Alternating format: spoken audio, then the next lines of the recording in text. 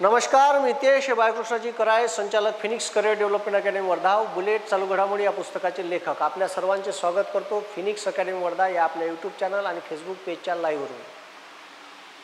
महाराष्ट्रातल्या जवळपास 4 लाख कॉन्ट्रॅक्टरनी बंद पुकारला का आम्ही कोणतेच गव्हर्नमेंटचे घेतलेले कामं याच्यानंतर करणार नाही.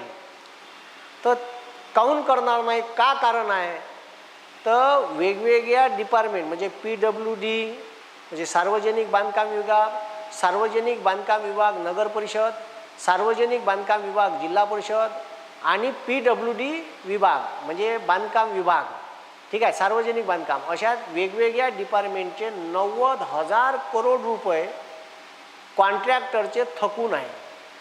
म्हणजे या शासनानं मागच्या वेळेस बंदा पैसा इलेक्शन आहे म्हणून लोकांवर लुटवला. लाडक्या बहिणीचा जो खर्च आहे तो खर्च 46,000 करोड रुपयाचा आहे. जवळपास पैसे अनेक सरकारी खर्चामध्ये इलेक्शनच्या अगोदर जे गिफ्ट म्हणून पैसे लोकांना दिले त्या पैशाचा विपरीत परिणाम असा झाला का जे विकास कामं होते त्या विकास कामाले पैसेच उरले नाही.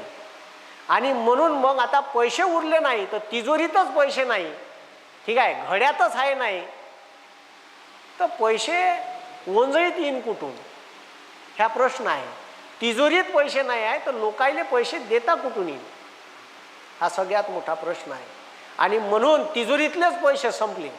मग आता पैसे उभारासाठी लाडक्या बहिणीचा 46,000 करोड रुपयाचा जो खर्च आहे तो खर्च उभा करासाठी काहीतरी, ठीक आहे, व्यवस्था करा लागत असते. जसं पंतप्रधान ग्रामसडक योजना जेव्हा अटल बिहारी वाजपेयींनी केली होती तर पेट्रोलवर सेस आकारला होता 2 रुपये जास्तीचा टॅक्स, आणि त्या पैशातून पंतप्रधान ग्रामसडक योजनेचे पैसे उभारले होते. त्याच्यानंतर शेतकऱ्याला केंद्र सरकार 6,000 रुपये वर्षाचे देते, त्याला शेतकरी सन्मान निधी म्हणते. तर ते पैसे कुठून उभारले माहीत आहे का? लोकांवर पेट्रोल डिझेलवर कृषी कल्याण कर हपकारला, ठीक आहे. तो कर किती असावा तर पेट्रोल आणि डिझेलवर आहे 4.5 रुपये आणि पेट्रोलवर आहे 5.5 रुपये. सांगा मग असं महाराष्ट्रात काहीच केलं नाही. निवडणूक आहे तो बाटो बाटो बाटो, आणि इथं आता बंद्या महिलाले पैसे वाटले.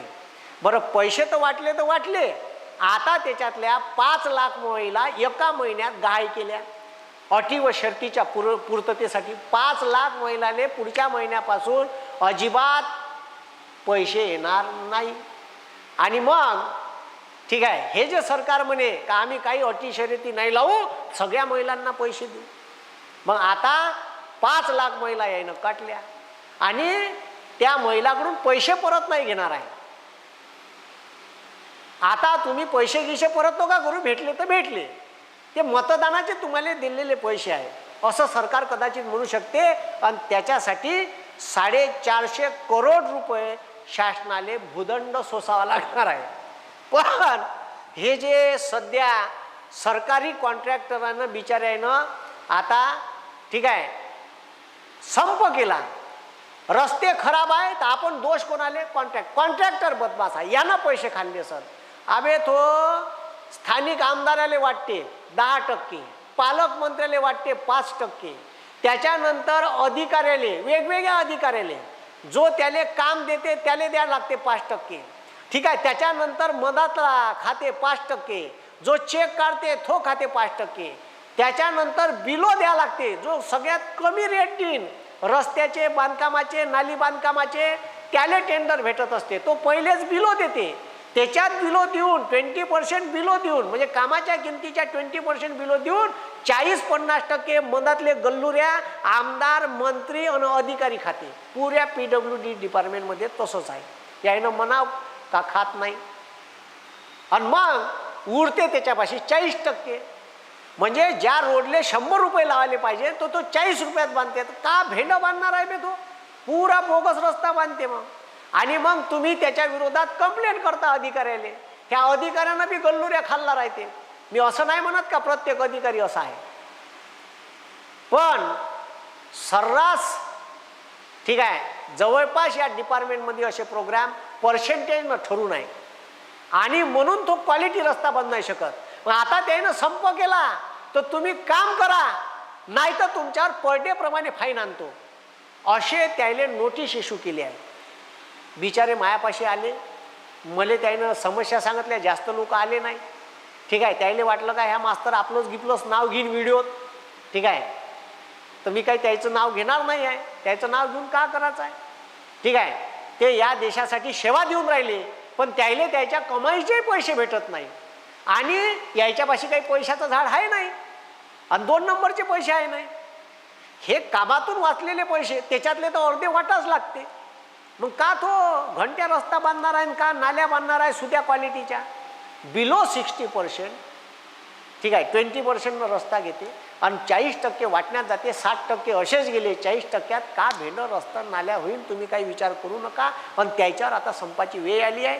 ठीक आहे, हे पहा इथं दिलं आहे, राज्य के ठेकेदारों का सरकार के, ठीक आहे, सरकार कर 90,000 करोड़ का बकाया. हे पेपरले आलेली न्यूज आहे. PWDचे 46,000 करोड आहे. ठीक आहे, हे पहा PWDचे 46,000 करोड रुपये आहे.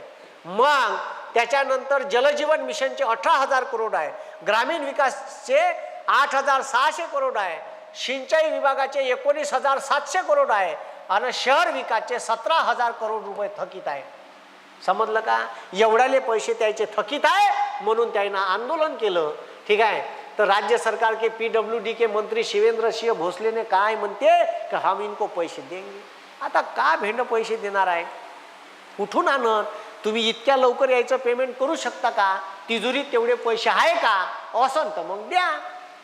ठीक आहे, म्हणून हे विकास कामावर डायरेक्ट जर असे गुलाबजामू दिले इलेक्शनच्या अगोदर तर त्याचा परिणाम, ठीक आहे, सरळ विकास कामावर होते. तुम्हाला विकास कामं पाहिजे. ठीक आहे, तुमच्या घरासमोरचे चांगल्या रस्ते नाले, स्वच्छता, ठीक आहे, चांगल्या शाळा, चांगल्या आरोग्याच्या सुविधा ह्या जर पाहिजे नाही तर मग हे गुलाबजामू जे सरकार इलेक्शनच्या अगोदर देते, तुमचं मत 5 वर्षासाठी विकत घेते आणि मग 5 वर्षात गोष्ट नाही करत.